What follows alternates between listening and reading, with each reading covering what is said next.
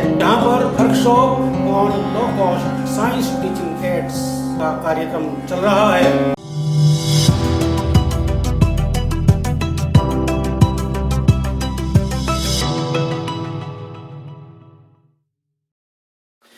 नमस्कार। आज शामली में चल रही विज्ञान एवं प्रौद्योगिकी संचार परिषद की विज्ञान शिक्षकों की कार्यशाला के चौथा दिन और चौथे दिन सबसे पहले शुरुआत हुई प्याज का डीएनए निकालने से, जिसे आंचल तरार जी ने बहुत ही बढ़िया तरीके से सभी शिक्षक साथियों को समझाया और सभी ने उसको जानने के प्रयास भी किया कि कैसे उसको निकाला जाता है। एक शानदार, एक बहुत ही ज्यादा व्यवहारिक और प्रयोगी कारक था और मजेदार प्रयोग था ये। Good morning everyone.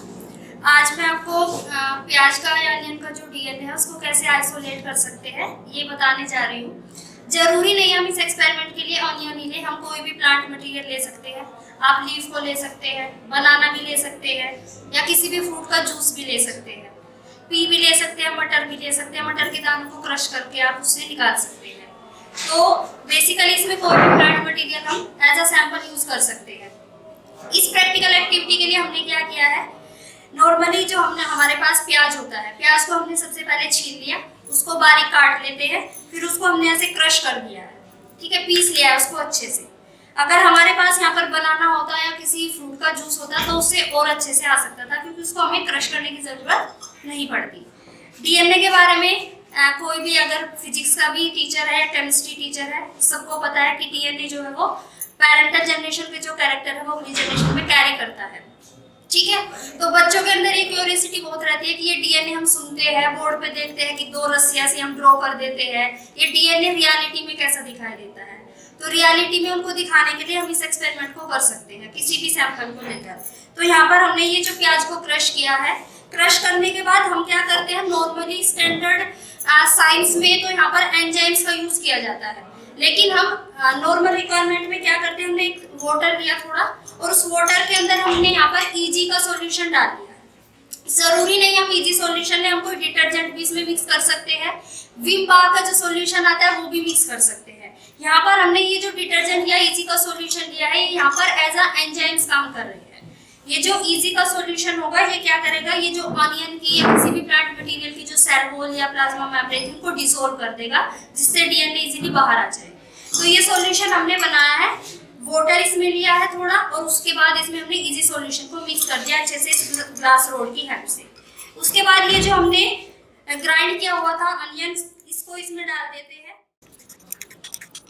ये सारा सैंपल इसमें डालने के बाद इसको अच्छे से 2 और 3 मिनट्स के लिए हम इसको इसमें डिसॉल्व घुमाते रहते हैं, मिक्स करते रहते हैं, जिससे कि ये जो अनियन की सेल्स है उनकी सेल वॉल और जो मेम्ब्रेन्स है वो सब अच्छे से रप्चर हो जाए, हट जाए।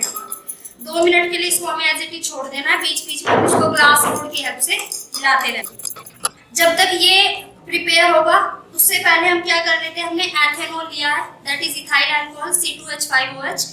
इस एथेनॉल या इथाइल अल्कोहल को हमें चिल्ड करना है। चिल्ड करने के लिए सिंपल तो ये है कि हम इसको फ्रीजर में रख सकते हैं 15-20 मिनट्स, या फिर आइस क्यूब्स हम ले सकते हैं, किसी भी बड़ा, ये बाउल हमने लिया, चाइना डिश हमने ली है, इसमें हमने क्या किया है कि आइस के क्यूब्स रख दिए हैं और बीच में इस बीकर में हमने क्या किया, एथेनॉल का सैंपल भरा और एथेनॉल को इसमें चिल्ड होने के लिए, ठंडा होने के लिए कुछ टाइम के लिए रख दिया है, ठीक। जब तक ये मिक्स होगा, जब तक इसकी वॉल वगैरह सब डिसॉल्व होगी, उसके बाद हमें क्या करना है, हमें इसको फिल्टर कर देना है, छानना होता है। छानने के लिए नॉर्मली ये फनल और इसमें फिल्टर पेपर का यूज किया जाता है, बट यहाँ पर फिल्टर पेपर अवेलेबल नहीं है तो हमने क्लॉथ का पीस या हैंकी को यूज किया है। तो इसके बाद जब ये अच्छे से मिक्स हो जाएगा, हम इसको इसमें छान लेंगे, फिल्टर कर देंगे।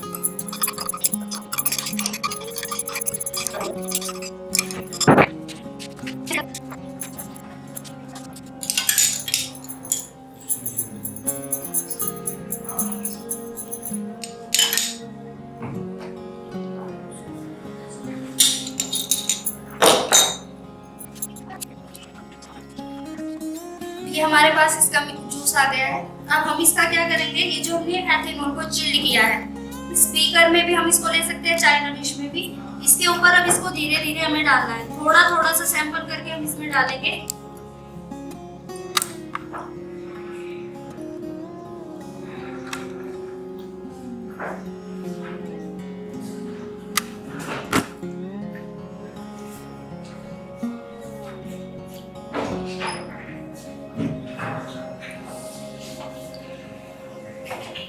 इसको हमें हिलाना नहीं है, इसको 2 मिनट्स के लिए एज इट इज छोड़ सकते हैं।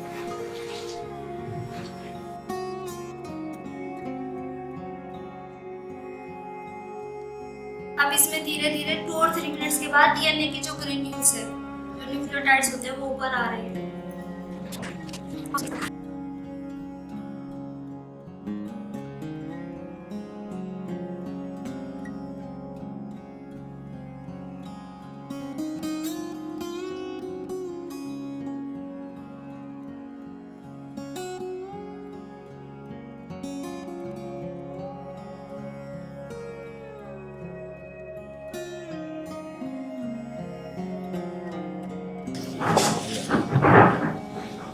जैसे वाइट से। हाँ, ये स्टैंड भी बनेगा सर 5 मिनट के बाद। अच्छा, वो जो वहाँ बोर्ड पे बना डबल स्टैंडर्ड।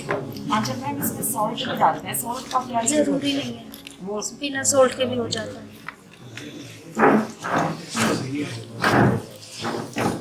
हिला रहे हो? हिलाओ मत इसको। इससे ना छूओगे? नहीं, टेबल पे हाथ लगाओ। कितना इसको अगर हम माइक्रोस्कोप में देखेंगे तो बिल्कुल दिखाई देखते हैं इनके पास। उसके बाद फिर प्रगति विज्ञान संस्था की टीम ने, सब लोगों ने मिलकर एक अलग अलग ग्रुप बनाए और ग्रुप बनाने के बाद एशिया की 40वीं एनालेमा सनडायल का निर्माण किया। संत नारायण इंटर कॉलेज में ये 4 ग्रुपों में अलग अलग घड़ी बनाई गई, लेकिन चारों एक ही छत पर थी और सब ने बनने के बाद परफेक्ट टाइम दिया। ये बहुत ही महत्वपूर्ण था और कुल मिलाकर सभी अध्यापकों के लिए एक बहुत ही कौतूहल के साथ एक मजेदार प्रयोग भी था, जिसे उसके बाद वो अपने स्कूलों में करने वाले भी हैं। शामली में आज चौथा दिन है और चौथे दिन हम लोग आज तैयारी कर रहे हैं एनालेमा सनडायल की, यानी कि एक ऐसी सौर घड़ी जिसमें जो महीना है उस महीने पे ड्रॉ करेंगे हम और वहां खड़े हो जाएंगे, तो आपकी जो परछाई है जहां पड़ेगी तो वो सुई का काम करेगी और आपको बताएगी कि आपका समय इस समय क्या हो रहा है। ठीक है, अच्छा चल रहा है, खराब चल रहा है, वो तो आपके कर्मों पर निर्भर है, लेकिन समय जरूर बताएगी। ये बात बहुत क्लियर है। चलिए तो शुरुआत करते हैं कि कैसे करना है, किस तरह से ड्रॉ करना है शामली के लिए। और ये कौन सी है, लगभग 40वीं सौर घड़ी बनने जा रही है जो हम आज यहाँ बनाएंगे, इसे ड्रॉ करेंगे। सबसे पहले हम इसे एक लाइन ऐसे खींचेंगे धागे से, जिसे हम नॉर्थ कहेंगे, और एक लाइन हम ऐसे खींचेंगे।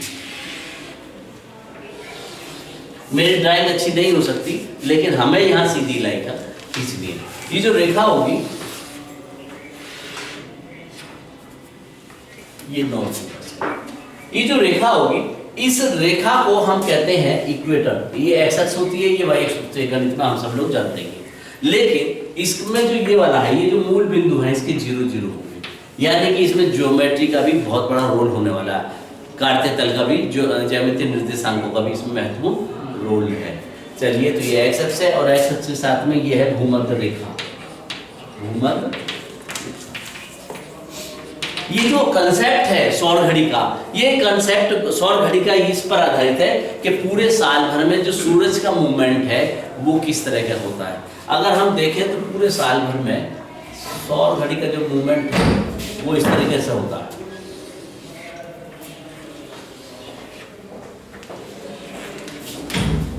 अगर हम देखें तो पूरे साल भर में सौर घड़ी स्लोप 8 के आकार के हिसाब से होती है। ठीक है, और इस तरीके से 8 के आकृति में बनता है। सूरज जो है इस तरीके से चलता है, यहाँ पर लगभग होता है दिसंबर और यहाँ होता है आपका जून। यहाँ पर एक तरफ से चलते समय मार्च होता है इस तरफ, और उधर से लौटते समय में ये सितंबर होता है। तो अभी लौटते समय सितंबर है, यानी कि यहाँ पर भूमध्य रेखा पर हम भारत का ऊपर पॉइंट पड़ता, मूल बिंदु हमारा थोड़ा सा ऊपर है भूमध्य रेखा से। मोटे मोटे तौर पे एक आइडिया से बताऊँ, बाकी यहाँ कैसी बनेगी मुझे पता नहीं है। ठीक है, इस तरीके से हम लोग डिजाइन करेंगे। जो महीना होगा, मार्च आ रहा है तो हम मार्च पे खड़े होंगे क्योंकि भूमध्य रेखा है, और 20 तारीख को दिन और रात, 20 मार्च को दिन और रात बराबर भी होते हैं। 20-21 मार्च वो 3 दिन रहता सर, 21 मार्च और 23 सर 20-21 मार्च, 21 मार्च तो रह ही नहीं सकता, एक दिन तो रह ही नहीं सकता, क्योंकि हमारे यहाँ तो सुबह होगी तो उनके यहाँ रात होगी, वो अगला दिन हो जाए, तो 2 दिन तो कम से कम चाहिए।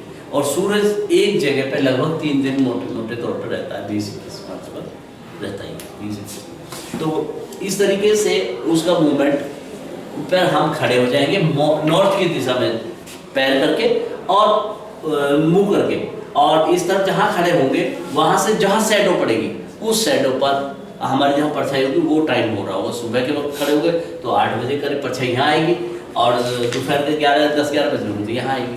जो हम बनाएंगे वो देख लेंगे। उससे पहले हमें क्या करना है, सबसे पहले एक रेखा ये क्रॉस खींचना है, और उसके बाद में फिर मैंने इसका डायग्राम और इसकी डिटेल्स बना ली है, जिसको मैं PDF फाइल को आपके ग्रुप पे भी डाल दूंगा। सबसे पहले हमें ये प्लस और माइनस खींचना है, नॉर्थ ऊपर की दिशा में होगा जैसे कि आपको दिखाई दे रहा है।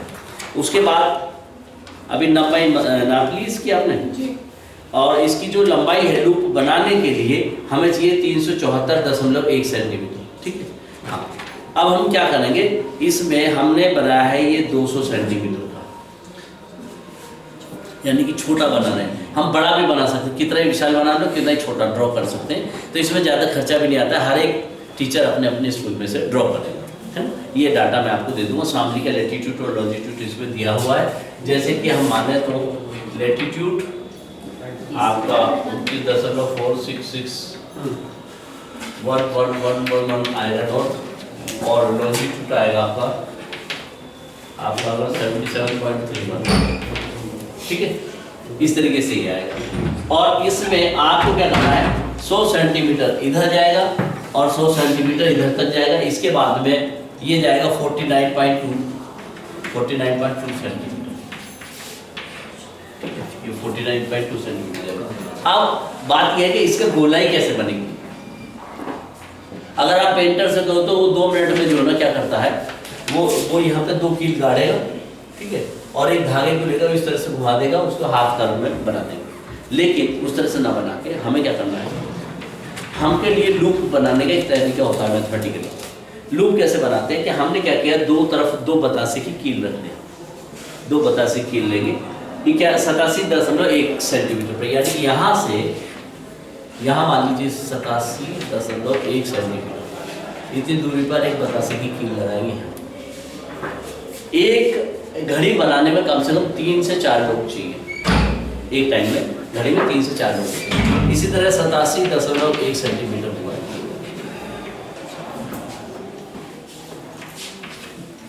ये बतासे की कील हिलनी नहीं चाहिए, और उसके लिए एक रस्सी चाहिए हमें, जो हमें एक सुतली बनाएंगे। जैसे कि हमने ये धागा लिया, ये धागे का टोटल लूप जो है हमारा, ये धागा सर इसे खुलना है, ओ ठीक, जैसे ये धागा बना लिया हमने, तो ये धागा हमारा टोटल 374.1 सेंटीमीटर का होगा टोटल, यानी कि इसके टोटल परिमाप जो है परिधि इस धागे की 374.1 सेंटीमीटर की होगी। यानी कि इसको नापते समय में अगर आपने जरा सा भी इसकी गलती कर दी नापने में, है ना, तो इसको गलती करते के साथ ही आपका लूप गलत हो जाएगा, आपकी घड़ी गलत हो जाएगी, आपको टाइम सही नहीं देगी। इसलिए इस धागे की कीमत बहुत ज़्यादा है। इसका हाफ करें तो लगभग बैठेगा 374 का आधा करिए सर, कितना बैठेगा। ये धागा दोहरा कर दीजिए उसका, और गांठ वहाँ लगा दीजिए जहाँ पर पूरा एक्यूरेट आपका आ रहा है, ये गांठ लग जाएगी। 374 का हाफ कितना होगा सर? 187, और ये 0.1 भी है, 0.5 आएगा, है ना, 187.05 सेंटीमीटर।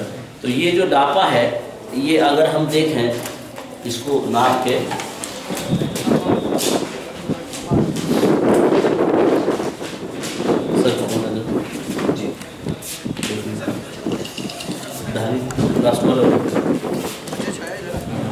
पता चल जाएगा हमने जो नापा है।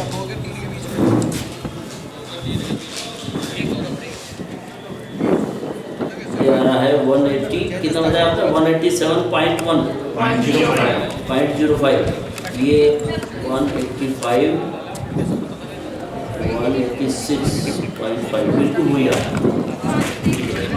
तो बिल्कुल वही है 187, ये खिरद ने नाप के दिया हमको, ठीक है। तो ये एक्यूरेट है, इस तरह से आप बाकी धागे आप बना लें। अब हमें क्या करना है, 2 लोग नॉर्थ की तरफ मुँह करके बैठ जाएंगे, एक इस धागे पर, एक इस बतासे कील पर, एक इस उसको पकड़कर, ताकि हिले ना, वो हिलने में नीचे पॉइंट पर सही दूरी का लगा। उसके बाद क्या करेंगे हम, इसको हम बन जाएगा हमारा, इस लूप को दोनों धागों पर आप लगा देंगे, ठीक है। दोनों तरफ बतासे में पिरो देंगे ऊपर से, और ऊपर से जब हम पिरोएंगे, सर आए एक जना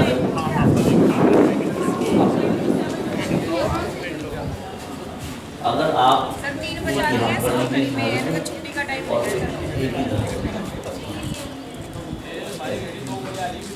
ही इधर आप आपने ये सपोज करो हमारा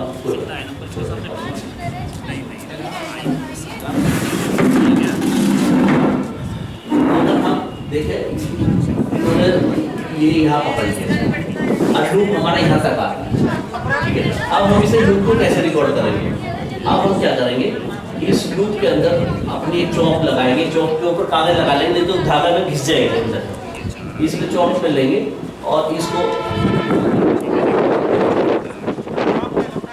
ये थोड़ा सा ढीला हो गया, वो चौक को इस तरीके से मूवमेंट करेंगे और इस तरीके से वहाँ तक बाहर तक जाएगा। इसका मतलब ये बोल रहा है लूप कर जाएगा। और ये जो हाइट है 49.2, ये इसको कवर करना चाहिए, टच करना चाहिए। अगर इसको टच नहीं कर रहा है तो आपकी कहीं कैलकुलेशन में बनाने में कहीं गलती है, ये इम्पोर्टेंट है। जब आप इस लूप को बना लेंगे, फिर उसके बाद में ऐसे ही लूप इसका नीचे भी बना दीजिए, वैसे तो ऊपर की जरूरत पड़ती है, नीचे की जरूरत नहीं पड़ती।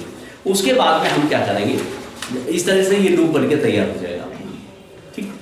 जब आपका ये लूप बन के तैयार हो जाएगा, उसके बाद फिर हम यहाँ के तब तक आप लोग जो है छत पे चलेंगे। और कल आपने एक काम और किया था, जब आप बैठ रहे थे और जब आप लोग वहाँ कर रहे थे, तो आपने क्या करा, एक दूसरे की शैडो एक दूसरे के उस पर पड़ रही थी, मैं देख रहा था वीडियो के अंदर।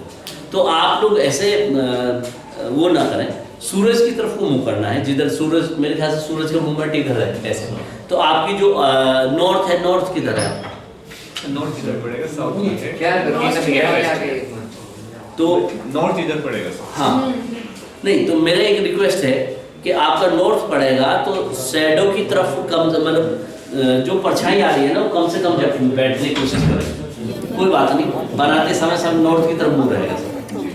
तो इस बात का ध्यान रखें कि एक दूसरे, सबके मुँह एक ही तरफ है, सबके मुँह नॉर्थ की तरफ है, ताकि उसे ड्रॉ करने में दिक्कत ना, है ना।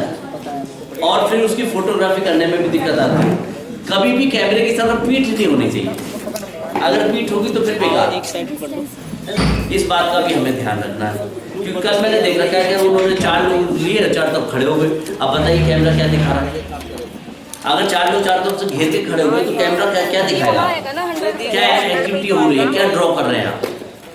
तो सबका वो नॉर्थ की तरफ ही रहेगा और सब उसके जो लोअर वाला पार्ट है इसके बाहर बैठेंगे। ऐसा नहीं कि सब यहीं बैठ गए, 4 घेर के बैठ गए उसको, 3-3 के ग्रुप बना के हम लोग इस तरह से प्लान करेंगे। क्लियर हो गई बात। तो अब आप अपना अपना धागा बना लीजिए, तब तक मैं इसकी कैलकुलेशन को चेक कर लेता हूँ एक बार। और इनको धागा दे दो फिर, और इन सबको ये अपना धागा नापेंगे एक्यूरेट। 374 लंबाई कितनी है उसकी धागे की, 374 1 सेंटीमीटर का लूप बनेगा, ठीक है। और ये दूरी कितनी रहेगी ये भी नोट करो, 87.1 सेंटीमीटर पे। साथ ही साथ डेंसिटी टावर बनाना हो, अलग अलग प्रकार के घनत्व के तेलों को मदद से लेकर एक बोतल में या किसी भी चीज में बनाया जा सकता है। तो वही बच्चों को समझाने के लिए जो गिलास का प्रयोग था, जिसमें आलू और नमक और पानी के तीनों के समन्वय के साथ ही डेंसिटी का प्रयोग भी गिलास के माध्यम से कर दिया गया। और हाँ, आजकल कोरोना भी है, स्वास्थ्य का भी ध्यान रखने की जरूरत है। बच्चों को अपने स्वास्थ्य के प्रति सजग करने के लिए स्टेथोस्कोप भी बनाया गया, जिसमें एक पाइप, एक कीप और एक गुब्बारा और उसको बांधने के लिए टेप, इन सब चीजों के साथ में बन गया हमारा स्टेथोस्कोप। और इस स्टेथोस्कोप के साथ ही फिर दोपहर को शानदार बढ़िया भोजन के साथ फिर अगली तैयारी में जुट गए और उस तैयारी के साथ कल समापन की तैयारी में भी आ गए। आज सभी लोगों ने फीडबैक भी दिया और फीडबैक के साथ साथ में एक बात और जो बहुत ही महत्वपूर्ण है, प्रगति विज्ञान संस्था ने महीनों की तैयारी करने के बाद जो पाइथागोरस पिरामिड तैयार की, वो पाइथागोरस पिरामिड की पूरी किट बनाई गई और तैयार की गई, जो सभी साथियों को डिस्ट्रीब्यूट भी की गई। शानदार था, प्रभावशाली था पाइथागोरस पिरामिड का ये रूप भी, और आज का दिन जो बेहद शानदार था, मजेदार था। 4 दिन कैसे बीतते जा रहे हैं पता ही नहीं चल रहा। और कल है शिक्षकों की कार्यशाला, विज्ञान प्रदर्शनी लगेगी और साथ ही समापन समारोह शानदार होगा। और फिर इसके साथ ही वो एक नए एंगल से, नई सोच के साथ शुरू हो जाएंगे आगे बढ़ने के लिए अपने स्कूल में अपने बच्चों के साथ। नमस्कार।